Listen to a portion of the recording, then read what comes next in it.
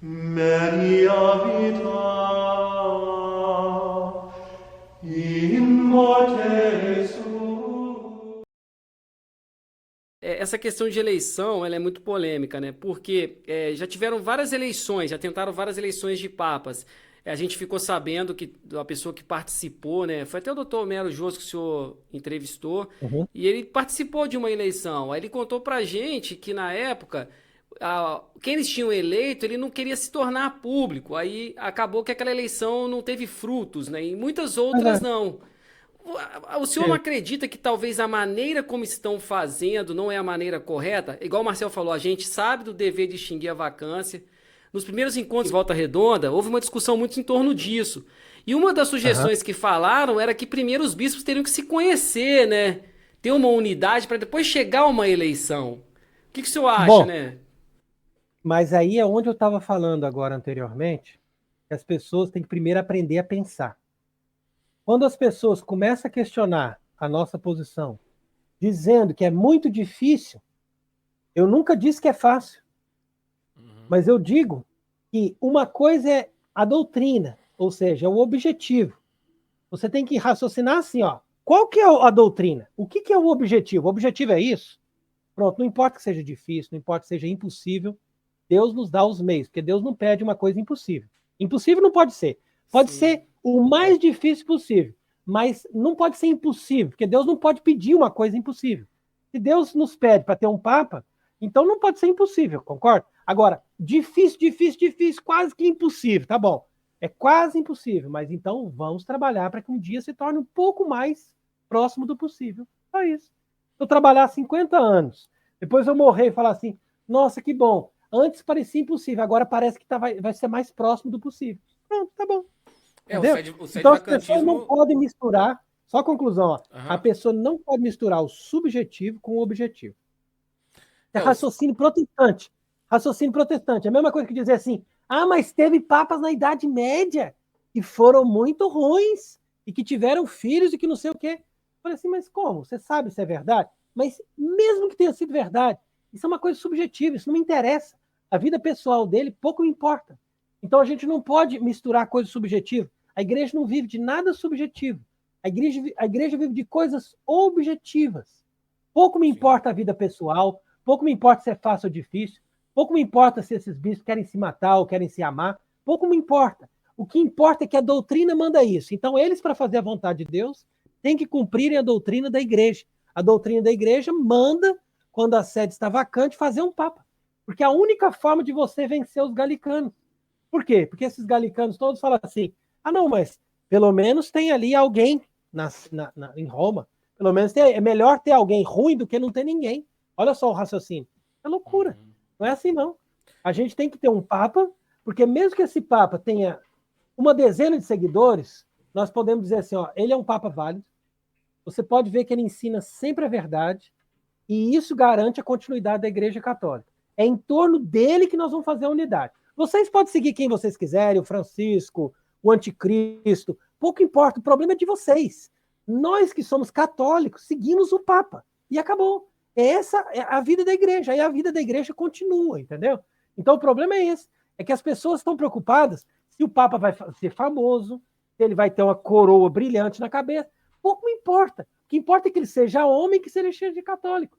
Se ele for homem, for católico, mesmo que ele mora num barraco de 4 paredes, com um tetinho de metal, e ele tenha 2 cabras no quintal para poder tirar leite, para ele poder sobreviver, ele é um papa verdadeiro. E a gente vai lá e ajuda um pouco para ele melhorar a situação dele. Só isso. Não precisa ser o supra-sumo, entendeu? Basta que ele seja católico, que Deus dá assistência para ele e que ele seja eleito. Agora, aí vem o tema, eleição, né? Que aí o Vossa Caridade fez essa pergunta, é muito importante. Essa pergunta realmente é fundamental. Não houve nenhuma eleição até hoje, desde que João 23 entrou, que é já o primeiro impostor, nunca houve uma eleição que foi correta. Nenhuma foi correta. Eu posso falar uma por uma, você pode me dar todos os dados, nenhuma cumpriu os critérios para poder eleger um Papa. Agora, esta do que o Momério Jôs participou, esta pelo menos teve critérios. Só que ele não entendeu que 2, 3 bispos não fazem representatividade. E graças a Deus que o que foi eleito não quis ser papa, falou, não, isso aí para mim não vai dar certo. Então, quer dizer, graças a Deus, porque eles tinham boa vontade, imagina se esse homem aceitasse ser papa, então quer dizer que ia ser uma coisa que não seria válida, uma coisa atrapalhada de qualquer jeito, com alguém que a gente ia confundir ali pensando que era papa e não era, entendeu? Então, eu mesmo não acreditaria que esse sujeito se tornasse papa, mesmo que ele tivesse boa vontade de dizer, não, agora eu sou papa e acabou. Querer Não, ser não é assim, não. público, né? Porque Talvez. não é assim. Não basta você juntar 2, 3 bispos. O que eles têm que entender, e que isso é fundamental, e isso também os doutores da igreja, quando falam nisso, eles explicam muito bem, que a eleição tem que ser notória. Não só o Papa que vai ser eleito tem que ser notório, mas a eleição. Ou seja, todos os bispos no mundo inteiro, não importa que eles sejam modernistas, que eles sejam cismáticos, que eles sejam galicanos, que eles sejam sedvacantistas, todos eles têm que saber que vai acontecer aquele evento e eles estão convidados, mesmo que eles sejam heréticos, mesmo que eles sejam inválidos, todos eles são convidados a participar. Por que eles são convidados? Vou explicar por quê. Porque se uma pessoa se apresenta como bispo, mesmo que ele seja inválido, ele se apresenta como bispo, ele tem alguém que reconhece ele como bispo. Ninguém é bispo só da própria casa. Então ele tem algum grupo de fiéis ali que o reconhece como bispo. E é isso que importa na eleição. Isso é que é interessante. A gente pensa que a eleição depende de validade, de jurisdição, não depende de nada disso. Teve um que veio discutir comigo aqui na França, entendeu? Que as pessoas não estudam e querem discutir uma doutrina que eles não conhecem. Ele veio discutir assim, os bispos, mesmo os bispos sedvacantistas, não têm jurisdição para eleger um papa. Eu falei para ele, meu amigo, não seja idiota. Para eleger um papa, você não precisa de jurisdição. O povo de Roma elegia um papa. Quem que é o povo de Roma? São grupos de batizados. Você sabia que um grupo de batizados já elegeu o papa? Basta que essas pessoas tenham representatividade e que a igreja reconheça, a igreja, o que sobra da igreja, reconheça que essas pessoas têm representatividade. Ou seja, que eles chegam ali e eles representam alguém. Entendeu? É só isso que precisa. Então, quer dizer que na medida que você convoca os bispos da eleição, não significa que você vai fazer um critério para saber se eles são heréticos ou ortodoxos. Não significa que se você vai fazer um critério para saber se eles são válidos ou inválidos. Nada disso. Só precisa saber na porta de entrada lá, você é bispo? Tô. Por que você é bispo? Você se apresenta como bispo? Me apresento como bispo. Então tá bom. Mas por que você veio aqui? Eu vim aqui para eleger um papa, porque eu acredito que aquele que lá está em Roma não é papa e eu quero seguir o papa que a igreja vai eleger. Com essa profissão de fé, ele tem direito de estar ali para eleger um papa. Você entendeu? Por quê? Porque uma vez que a igreja perdeu todos os focos de representatividade, é isso que o cardeal Bellarmine explica, ou seja, perdendo os cardeais, perdendo o clero de Roma, perdendo o povo de Roma, perdendo os cônegos da Basílica de Latrão, todos esses focos de representatividade poderiam eleger um papa. Eles não estão presentes, são pessoas que se apresentam como bispo, ou seja, que guardam a hierarquia. Essas pessoas se apresentam ali com a mínima profissão de fé, dizendo, olha, eu estou aqui porque eu sou reconhecido como bispo e eu quero eleger um papa porque nós precisamos de papa e é o papa que é o chefe da igreja, é o vigário de Cristo. Com essa mínima profissão, ele tem ali o direito de votar na eleição de um papa. E aí, com a mínima representatividade da igreja no mundo inteiro, só isso que é importante também para entender, a mínima representatividade da igreja com o mundo inteiro ali representando, ali presente, aí o Papa que é eleito é válido. E aí depois que ele é eleito, que a gente vai preocupar de fazer ele ser sagrado bispo validamente e de fazer ele também ser coroado Papa com a representação que nós temos na igreja atual. Frei, levando em conta essa questão da notoriedade, né, que o senhor falou, que deve haver, né? O sedvacantismo, ele tem crescido bastante nos últimos tempos aí, né? Há uns anos atrás, no Brasil, praticamente não tinha ninguém, era só o Dr. Homero Joas, né? E hoje, por exemplo, no Brasil, é um exemplo, né, que temos bastante agora, pessoas se tornando sedvacantistas, né? Pessoas que... Francisco tem ajudado muito nessa missão, porque as heresias dele são cada vez mais óbvias, né? E qualquer católico aí que saiba, não precisa nem saber de doutrina, né? Sabe que ele é um sujeito que não é católico, né? E isso resulta no crescimento do sedvacantismo. Será que, para a gente chegar numa situação onde possibilite esse conclave, o sede-vacantismo teria que crescer bastante? Por exemplo, vários católicos, milhões, se tornarem sede-vacantistas, né? Pessoas do mundo inteiro, aí sim, termos esse ambiente. Exatamente. Para o senhor Você falou acredita nisso? assim. Precisa crescer. Por quê? Porque você precisa ter uma força, uma representação. Senão a igreja fica uma coisa ridícula, fica uma coisa assim. Ah, é um grupinho de doidos que eles elegeram um papa lá não sei aonde. Não pode ser assim. Tem que ser uma coisa que realmente faça uma pressão. As pessoas falam assim, ó, é um grupo pequeno, mas eles têm uma coerência e eles têm uma força. Entendeu? Então quer dizer que quando Deus permite que Francisco chegue nesses extremos, é justamente porque a coisa vai amadurecendo, entendeu? Então, por exemplo, isso seria muito difícil de se concretizar na época de João Paulo II. Sim. Então, a iniciativa do professor Homero Joas e de outros que tiveram ali nessa época foi muito, muito bonita, foi muito santa, foi muito inflamada desse amor pela igreja. Eu admiro muito isso. Mas, sem dúvida, que eles não tinham essa bagagem, essa força para poder entrar ali, batendo de frente ali com tudo que precisava.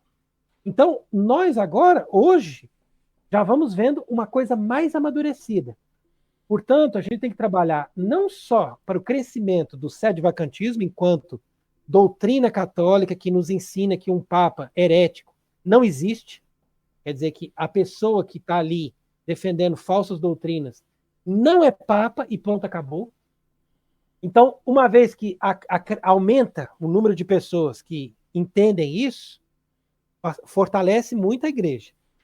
Mas eles também têm que chegar à conclusão que não existe sede-vacantismo eterno. Sede-vacantismo eterno é heresia. Sede-vacantismo eterno é complô contra a igreja. Exatamente. A igreja não vive sem papa. A igreja não vive sem papa. A igreja católica é feita do papa. Então, quer dizer, tudo que eu fizer na vida, se a igreja não tiver um papa até a minha morte, eu corro o risco de tudo que eu fizer é perdido. É perdido. Por quê? Porque tudo cai no esquecimento, tudo se perde. Agora, se eu tiver um papa que venha junto, aí a gente não perde nada, porque ele recolhe tudo com ele. Fala assim, não, a igreja está recebendo aqui, ó, o trabalho do Frei Tiago, está recebendo a ordem do Carmelo, está recebendo tudo que ele tem feito aqui, está dando jurisdição para ele e para o sucessório dele. Acabou. Aí ninguém tira nunca mais. Você percebe? Tudo vem pelo Papa. Isso que as pessoas não entendem. Agora, quem são os opositores do que eles chamam de conclavismo? Porque, na verdade, conclavismo não existe. Existe é catolicismo. Então, sede-vacantismo sem Papa é cisma e heresia. Quem são os opositores do verdadeiro catolicismo que não só declara sede vacante, mas também trabalha para ter um Papa? Quem são os opositores? São os sede-vacantistas perpétuos. Quem são os sede-vacantistas perpétuos? Todos aqueles que vêm da linha de Econe. Por quê? Porque o falso catolicismo de Monsenhor Lefebvre gerou diversas sortes, diversas espécies de galicano. E a espécie de galicano mais sutil e mais perigosa é aquela do Padre Secada. O Padre Secada é o mestre de todos os sede-vacantistas que vieram de Econe. E o Padre Secada ensina uma doutrina falsa sobre essa questão da questão da Santa Sé, como que ela vai ser preenchida novamente. Porque ele mesmo reconhece que a solução correta é a eleição de um Papa, mas ele mesmo diz que não pode ser assim. Por que ele diz que não pode ser assim? Porque ele é galicano.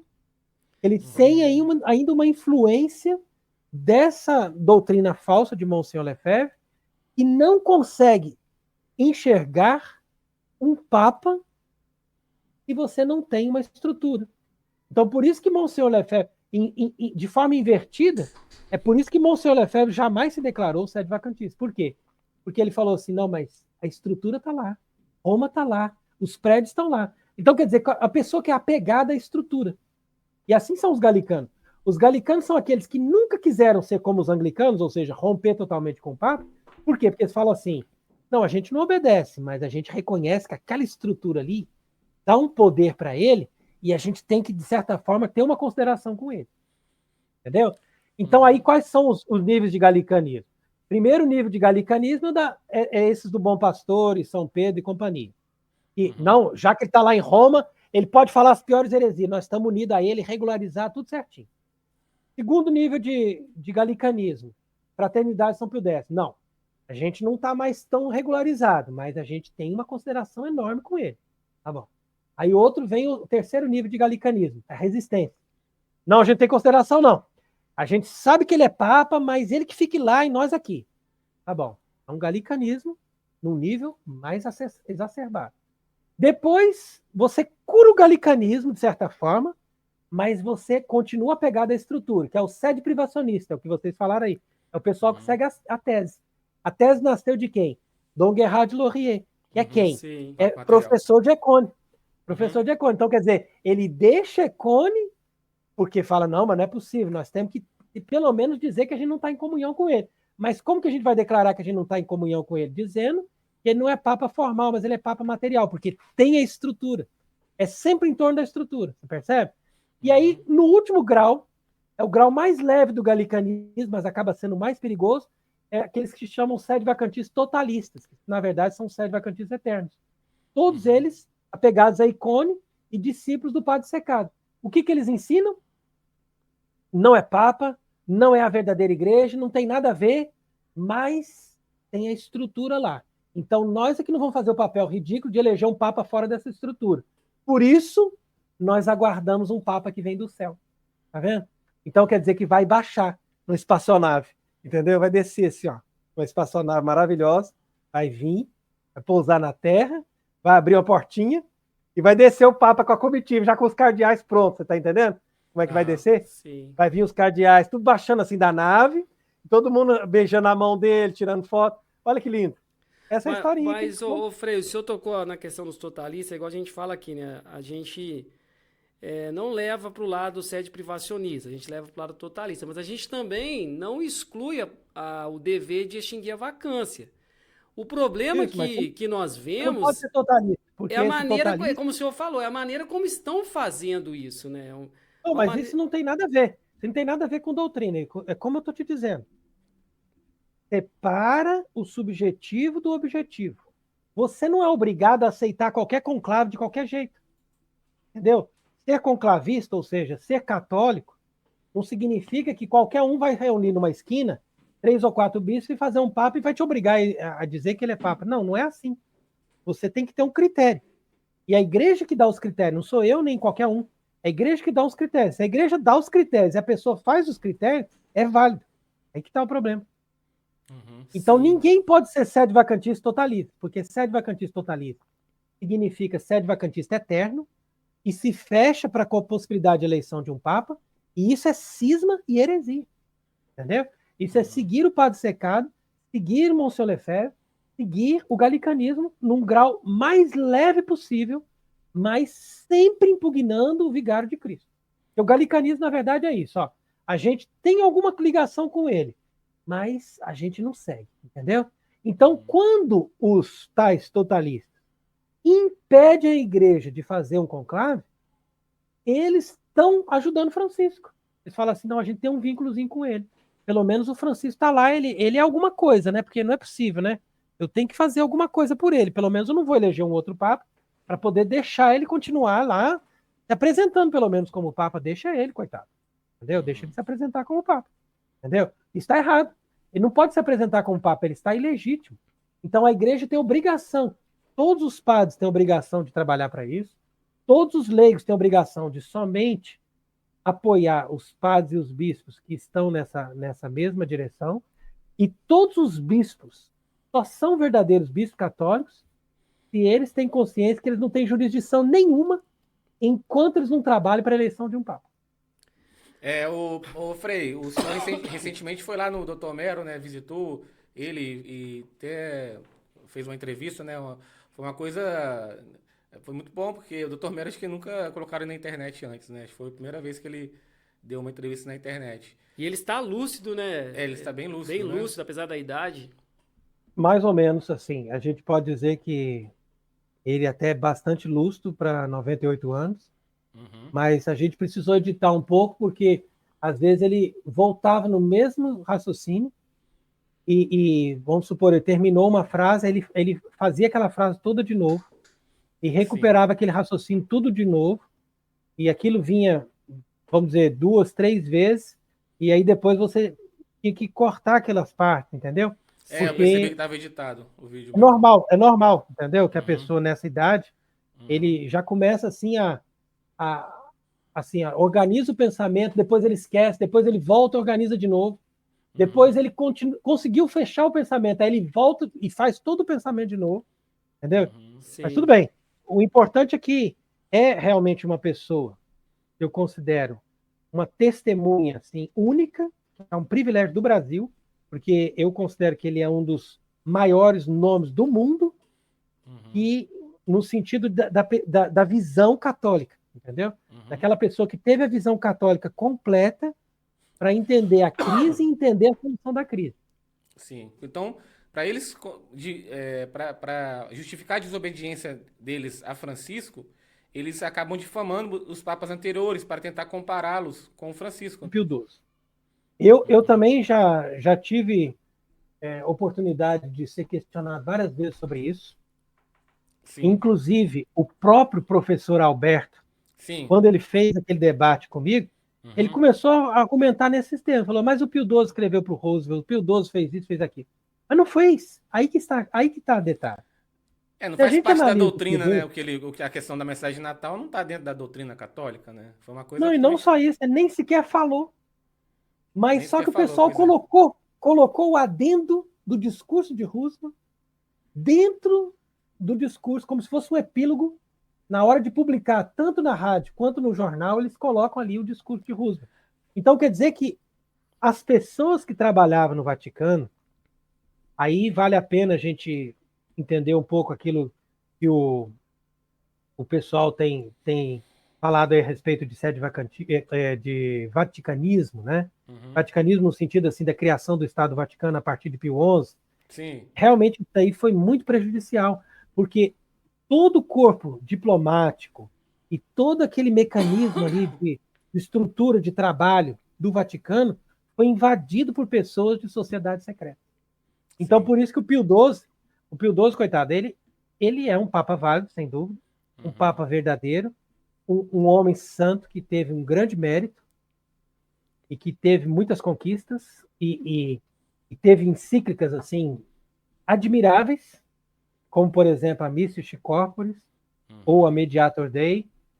E o que a gente pode dizer de Pio XII, que, infelizmente, a partir da criação do Estado do Vaticano, então, você tem ali um fenômeno de uma grande infiltração, uma máquina burocrática foi criada em torno do Papa, a serviço da Igreja, entre aspas, mas que não era bem supervisionado, e aquilo ali foi invadido por pessoas que eram liberais, ou eram maçons, etc.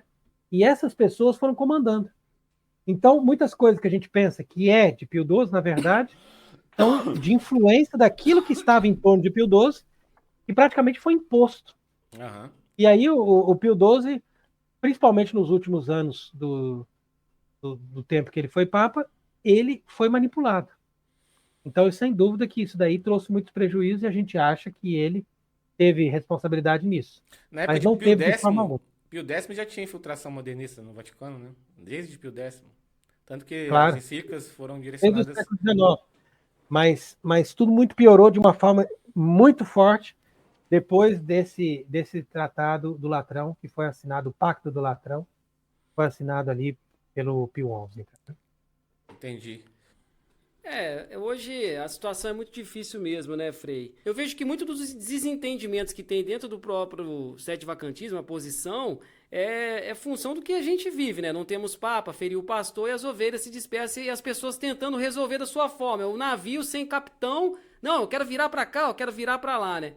A questão do papa herético, há quem acredita que o Papa ele perde o cargo, né? Um dos posicionamentos também. Já outros acreditam que o Papa não pode errar de modo algum. No caso da infalibilidade. Da infalibilidade papal, aí tem um entendimento ali do dogma, né? De que ele não pode falhar nem sentado aqui com a gente, conversando de forma privada. Qual é a posição? Exatamente. Na verdade, a gente também pode juntar as duas ideias simplesmente explicando assim. E um papa verdadeiro, ele nunca erra. Agora, alguém que a gente pensa que é papa, chega ali e começa a ensinar o erro. Então quer dizer que ali já começou a configurar o que a gente diria que é um papa herético. Percebendo? Mas na verdade não é que ele é um papa herético, é que ele nunca foi papa. E ele está ensinando a heresia porque ele já entrou ali de forma equívoca. Ou seja, já foi uma pessoa que foi eleita de forma ilegítima. Mas as duas coisas acabam desembocando na mesma conclusão. A conclusão é que a igreja não tem um papa válido na medida em que ele não é católico. Sim. Então, por exemplo, não é uma coisinha ou outra que a pessoa diz ali que a gente vai agora dizer, mas e quem que vai julgar? E como que vai dizer se ele errou? Se teve uma heresia, se não teve uma heresia? Não é bem isso. É uma coisa muito mais grave. Imagine o seguinte, João 23, em nenhum momento ele chegou lá e disse assim, eu não acredito no dogma da transubstanciação. Ou então ele não chegou em nenhum momento e disse, olha, aquilo que disseram que Jesus é Deus é coisa do passado, não existe mais. Ele não disse isso. Então a gente não teve como dizer, ele é um papa herético, ou então ele cometeu uma heresia hoje. Não foi assim. Ele simplesmente chegou ali e falou assim, a igreja antes, ela excomungou e ela quis afastar as pessoas que estavam ensinando falsas doutrinas. Agora a igreja vai abraçar, a igreja vai convidar, a igreja vai ser amiga. Então o que ele fez? Ele pregou uma heresia? Não. Mas o que ele fez? Ele destruiu um princípio. E por isso que eu insisto bastante nessa ideia do poder sapiencial, porque poder sapiencial é a construção da sabedoria e do entendimento de cada coisa. E dentro dessa construção do entendimento, da inteligência, a gente percebe o que é a lógica dos princípios, que é a base de tudo, e o que é a lógica dos dogmas da fé. Os dogmas da fé, eles estão baseados nos princípios. Então imagine o seguinte, ele não é herético porque heresia tirar o telhado, e ele não tirou nada do telhado. Mas ele destruiu os princípios. Então o que ele fez? Ele dinamitou a base da casa. Então, você acha que uma pessoa não destrói a casa dinamitando a base e não mexendo no telhado? Ele destrói, porque ele quebra a base, cai o telhado. Concorda? Uhum. Então, isso que os papas do Vaticano II fazem. Eles são muito piores do que heréticos. Por quê? Porque um herético é aquele que questiona um dogma, um artigo da fé. Esses ainda têm intenção de ser católicos, só que ele não entendeu uma coisa, ou ele mudou uma coisa. Esses, nem sequer isso. Eles vão lá na base. Eles nem sequer acreditam que a igreja tem essas mesmas bases. Então, quando bastava dizer que o João 23 queria uma igreja que deixasse de excomungar as pessoas, ele destruiu os princípios. Ele destruiu os princípios, ele não é papa. É simples. Por quê? Porque um dos princípios da igreja católica é a preservação da fé. E a preservação da fé só se dá quando você excomunga, ou seja, quando você tira para fora a pessoa que fala o erro. Você não tem como preservar. Imagine que você vai preservar os seus filhos dentro da sua casa. Como que você vai preservar os seus filhos dentro da sua casa se você tira todas as proteções? Então, por exemplo, você tem 5 filhas, adolescentes, belíssimas. E tem vários jovens em torno da sua casa querendo entrar na sua casa de noite para tomar conta das suas filhas. Para tomar posse das suas filhas e violar as suas filhas, certo? Uhum. Não é uma situação grave? Sim. Sim. Então, o que você faz? Você tranca a porta, você tranca a janela, tranca o portão, você coloca um cachorro, você coloca uma arma do lado da sua cama, se for o caso. Concorda? Por quê? Porque você é responsável para proteger. Uhum. Você é responsável, é simples. Isso é princípio. É princípio. Uhum. Não, mas eu não fiz nada de mal para as minhas filhas. Não fez, mas você foi contra os princípios. Por quê? Porque eles foram lá, tiraram as portas, tiraram a janela, tiraram os portões, mataram o próprio cachorro que vigiava. Não, ele foi lá e matou. Não, esse cachorro é bravo, vou matar porque ele pode morder alguém. Não quero isso. Eu sou bonzinho agora. Nada de cachorro mordendo ninguém. Matou o cachorro. E aí o que aconteceu? Entraram na sua casa de noite e violaram todas as suas filhas. Aí você diz, que pena, não fui eu, hein? Não tive culpa. Não tive culpa porque eu simplesmente quis ser amigo. Agora, o pessoal também não entende, o pessoal não colabora, entra na nossa casa, a gente dormindo, isso é falta de respeito. Não, não é falta de respeito. É burrice sua, porque você tinha proteção e não usou. Concorda? Então, quer dizer, o homem que se apresenta como Papa e diz que a igreja não precisa mais de proteção, o que é essa pessoa? Imagina se ele é Papa. Não tem nada de Papa. Ele é um ladrão, ele é um assaltante, ele é um inimigo da igreja. Ele quer destruir tudo. E depois que as filhas estão violadas, é que a gente vai correr atrás do prejuízo? Não. A gente vai ter que tirar ele lá e dizer, olha, sai daí, você está atrapalhando, você está destruindo a igreja. Entendeu? É uma coisa que é dita também que o Papa ele não pode levar os fiéis à perdição, né? Que é a infalibilidade negativa. O Papa ele não pode ensinar erros, né? E o que mais acontece hoje é o. Mas isso é outra coisa que vai contra os princípios. Que as pessoas não entendem. Eles vão lá no direito canônico, vão lá na lei, não sei da onde, e ficam discutindo isso. Eu nem preciso discutir nada disso. Eu falo de acordo com os princípios, meu amigo. Se um Papa ele ensina os piores erros e ele é verdadeiro Papa, como Bergoglio, então a Igreja Católica é pior do que a Igreja Ortodoxa. A Igreja Católica é pior do que todas as igrejas protestantes. A Igreja Católica é a pior igreja da Terra. Sabe por quê? Porque além dela ter um chefe que ensina todas essas baboseiras, ela ainda diz que você tem que acreditar em tudo que ele ensina. Isso é a maior armadilha de todas. Então quer dizer que essa igreja é a pior. Eu não quero ela para os meus filhos, eu não quero ela para os meus amigos. Por quê? Porque eu falo assim, ó, cuidado. Porque se essa igreja é assim e ela tem esse Papa na pessoa desse homem, então quer dizer que é certeza que nós vamos todos para o inferno se a gente seguir essa igreja.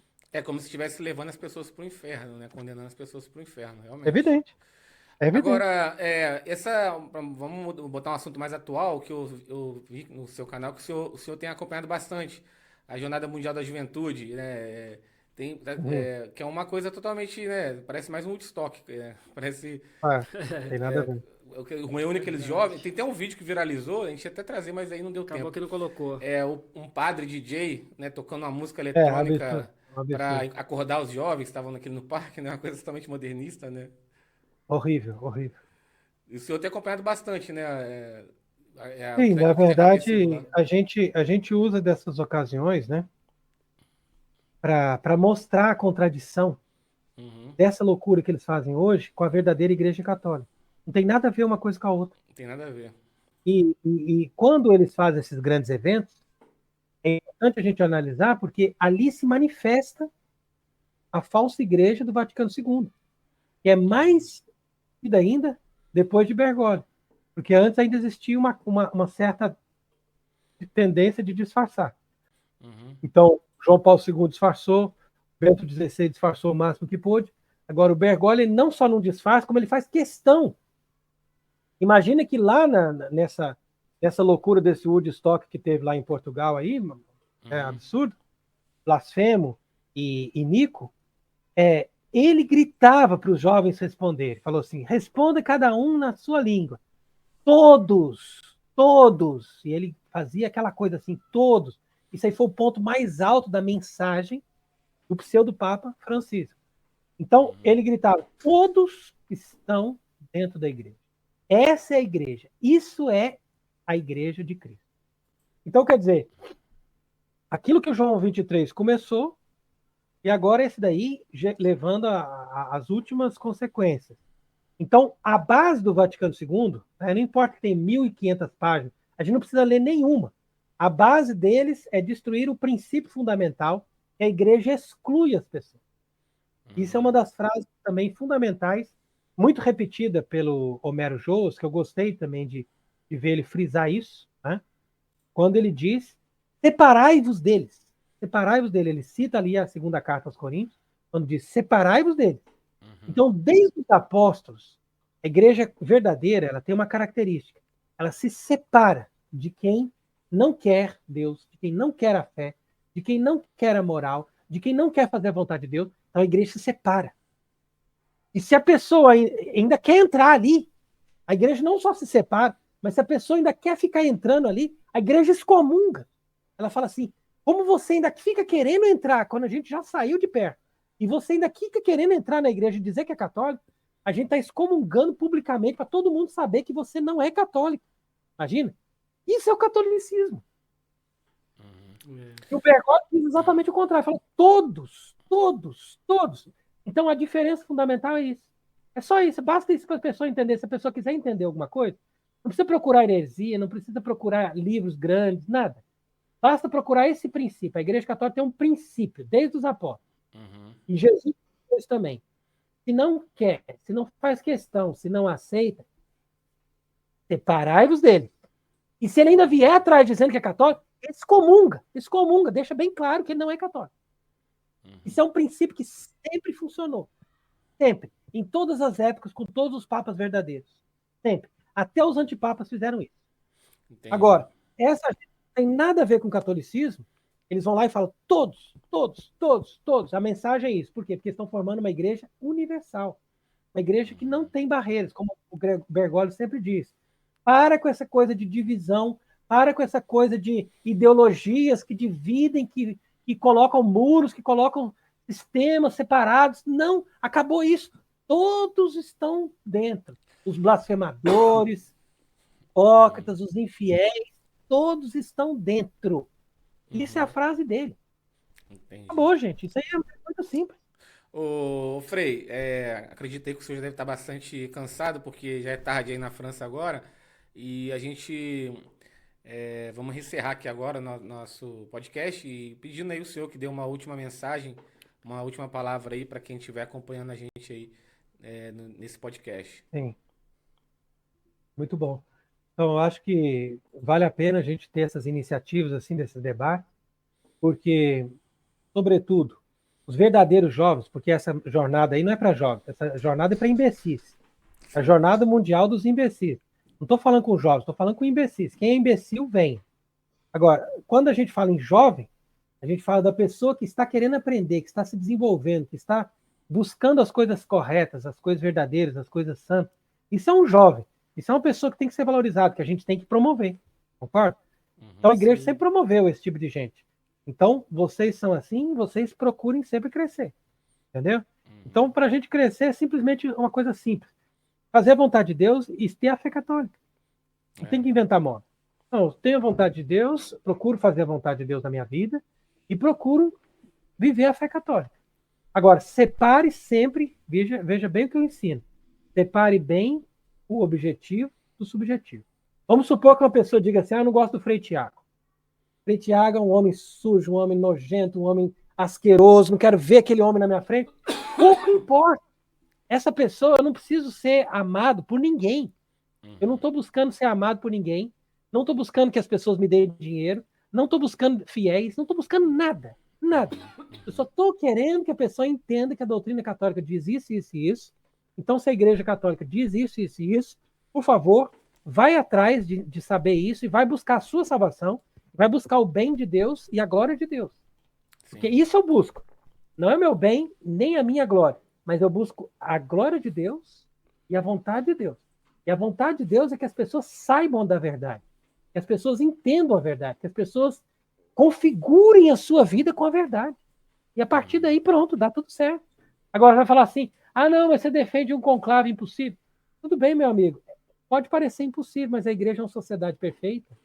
Como sociedade perfeita, ela tem os meios para poder ter sempre um chefe. É só você entender, estuda a doutrina do cardeal Caetano, estuda a doutrina de São Belarmino, estuda a doutrina dos grandes doutores da eclesiologia, que você vai ver que nunca na história nós podemos dar uma desculpa dizendo hoje nós não temos como ter um papa. Tem como ter um papa hoje. Basta que essas pessoas resolvam trabalhar e se unirem para fazer uma representatividade mundial mínima, e com essa representatividade internacional mínima, a gente faz um papa. E uma vez que tiver um papa, tem a Igreja Católica ali funcionando pleno. Enquanto não tiver isso, cumpriu-se a profecia de La Salete. A igreja está eclipsada. Sim. Eu estou de acordo. Roma perdeu a fé, a igreja está eclipsada, perfeitamente cumpriu-se a profecia de La Salete. Agora, a profecia de terceiro segredo de Fátima, que é aquela que diz que um papa vai subir, né, bispo vestido de branco, por quê? Porque as pessoas, de maneira geral, não reconhecem que ele é um papa, mas ele se apresenta como um bispo vestido de branco. Ele vai estar subindo uma montanha, sendo morto por muitas pessoas. Isso é como eu interpreto que vai ser esse combate final contra o anticristo. Ou seja, que nós, Nesse meio tempo, vamos conseguir eleger um Papa, Sim. que vai ser reconhecido facilmente como bispo, mas dificilmente vai ser reconhecido como Papa, pela maioria das pessoas. Mas ele Com vai certeza. ser Marte, entendeu? Ele vai ser Marte com muitas outras pessoas que vão estar com ele. Aí, depois desse grande holocausto, desse grande martírio, a igreja vai estar sofrida de novo, mas é ali que Deus vai dar a vitória para a igreja. Então, quer dizer que a gente tem que confiar até que chegue esse dia que nós consigamos trazer de novo essa plenitude do catolicismo na face da terra. E se nós pudermos colaborar com isso, com o nosso trabalho, com a nossa fé, com a nossa oração, então bendito seja Deus, né? Porque nós estamos aí para isso, para servir a Deus e para trabalhar para a glória de Deus. Todos os santos da Igreja Católica do passado estariam de acordo conosco. Isso eu posso garantir. Pelo menos eu tenho consciência tranquila. Quando eu deito a cabeça no travesseiro, eu digo, ó, o que eu ensino está de acordo com tudo aquilo que os papas, tudo aquilo que os santos que estão no céu, todos eles estão olhando lá de cima e estão dizendo, é isso mesmo, continua que nós estamos de acordo, é assim mesmo que tem que ser. Então pronto, é só ficar tranquilo. A gente não tem que fazer bonito para os homens que estão na terra. A igreja não precisa ter centenas de pessoas, a igreja pode ter meia dúzia de pessoas. A igreja pode ser pobre, a igreja pode ser fraca, a igreja pode ser perseguida, a igreja só não pode perder a fé. Quando as pessoas falam assim, mas as portas do inferno não vão prevalecer. Meu amigo, é claro que não vão prevalecer, porque nós não vamos perder a fé, só por isso. As portas do inferno prevalecer não significa que você não vai perder os bens ou as igrejas do Vaticano. Você acha que São Pedro usufruiu de alguma igreja no Vaticano? São Pedro foi, coitado, crucificado de cabeça para baixo no Vaticano. Ele não teve nem igreja, nem sala de audiências com milhares de pessoas. São Pedro estava ali pobre, perseguido, defendendo a fé. E assim a Igreja Católica, o verdadeiro rosto da Igreja Católica é esse. Todas essas outras coisas são secundárias. Portanto, prestemos bem atenção nisso. Nós não temos que buscar a glória. Nós temos que buscar a vontade de Deus e a nossa recompensa é na vida eterna. E os nossos amigos são os santos que estão no céu, porque na terra, a maioria deles, mesmo esses que se dizem católicos ou que se dizem sede-vacantistas, são nossos inimigos. Então não se confie neles, não. Vamos buscar a glória de Deus e a amizade dos santos que estão no céu. Eles é que vão nos ajudar a vencer a batalha. Interessante aí o que o senhor disse, eu nem tinha pensado nisso na questão do segredo de Fátima, né, que as pessoas, né, a igreja falou que, né, a nova igreja falou que foi aquele atentado contra João Paulo II, sendo que não tem, você não vê que não tem nada a ver. Nada a ver. E eu não tinha pensado na questão de um papa, né, que realmente, se você tem um papa hoje que vai conseguir restaurar a Igreja Católica, ele com certeza não vai ser reconhecido pelo establishment, digamos assim, né? Não. Então talvez esse papa realmente sofreria essa perseguição a ponto de se tornar um mártir. Eu nem tinha pensado nisso, realmente. Talvez essa imagem, né, do papa subindo e sendo fuzilado ali seja realmente o papa que virá para restaurar a igreja. Eu nem tinha pensado nisso. Verdade. Mas obrigado mesmo, Frei, por disponibilizar o seu tempo aí, né? Igual o Marcel falou, o fuso horário, que é bem diferente. Obrigado mesmo, foi muito bom aí as explicações, né? Esperamos que o senhor nos dê mais entrevistas, né, no futuro, né? Porque é um assunto tão vasto, né? E a gente já está aqui há bastante tempo e a gente sabe que não está nem perto de esgotar os assuntos, né? Mas, assim, obrigado pelo seu tempo. Nós sabemos que o senhor deve ter um tempo bastante ocupado e volte aqui sempre, né? Vai ser sempre uma honra ter o senhor aqui, que a gente sabe que o senhor hoje é uma voz muito forte, né? Que atinge várias pessoas, né? No Brasil e no mundo aí, defendendo aí a fé católica. Muito obrigado mesmo, padre, o Frei Thiago. Eu agradeço também pela amizade e pela consideração, né, de propor para nós esse debate. E aquilo que eu digo, eu não tenho nenhuma pretensão de chegar e dizer, não, eu tenho a verdade, as pessoas têm que me seguir, etc. Não. Eu simplesmente tenho a intenção de ser católico, ou seja, de estar conforme a doutrina católica 100%. Se alguém tem uma doutrina diferente ou pensa alguma coisa diferente do que eu estou dizendo, então que ela venha debater conosco e mostre para nós onde que nós estamos errando. É isso que eu sempre digo, né? Olha, você erra nisso, você erra naquilo por causa disso. Olha, tem um dogma tal, tem tal ensinamento de tal concílio ou de tal doutor da igreja. Eu desafio qualquer pessoa seja ela dos que reconhecem Francisco como Papa, ou seja os sede vacantistas eternos, sede privacionistas, não importa quem. Venha qualquer pessoa dessa e discuta conosco e mostre os argumentos para a gente ver se isso aí é católico. Mas sempre separando o subjetivo do objetivo. A primeira, aprenda a pensar. Você aprendeu a pensar, separou o objetivo do subjetivo, e você tem os argumentos, então mostre para nós que o nosso interesse é ser católico. Se existe alguma coisa que nós estamos dizendo que não é conforme a Igreja Católica, então que a pessoa mostre. Né? Aí a gente vai entender e vai se converter também. Porque foi isso que eu fiz até hoje. Eu não aprendi do nada, nem nasci sabendo. Né? Eu fui, aos poucos, entendendo cada uma dessas coisas através desse estudo. Quando alguma pessoa me mostrou, olha, é assim que a igreja ensina, imediatamente eu me converti. Então a gente tem que fazer isso, a gente tem que aprender com a igreja, seguir a igreja e não se importar com o subjetivo, e não se importar com a perseguição, não se importar com as perdas, não se importar com as pessoas te considerarem ridículo, não importa. Você procura, faz o que eu acabei de dizer, agrade a Deus e tenha amizade com os santos que estão no céu, porque na terra é definitivo que não tem muita coisa que presta. Então é assim que eu deixo essa mensagem aqui hoje, e que a gente seja firme e perseveremos no combate da verdadeira fé. Com certeza. Bem, pessoal, então chegamos ao final aí de mais um vídeo. Um abraço para todos, então. Deus abençoe. Um abraço, Frei Tiago. Frei Tiago. E espero que vocês tenham gostado das explicações do Frei Tiago. E vamos continuando firmes aí, como o Frei mesmo nos deixou de mensagem. Não se esqueçam, né, de se inscrever, né, no canal, fortalecer para que cresça, né, e a gente consiga propagar a fé católica para muitos ainda que estão na escuridão e não estão enxergando a real crise que nós vivemos. Então, até mais, né, Marcel? Fica com Deus. Com Deus, até mais, Leonardo. Fica com Deus. Abraço a todos. Salve Maria. Salve Maria, pessoal. Maria vita in morte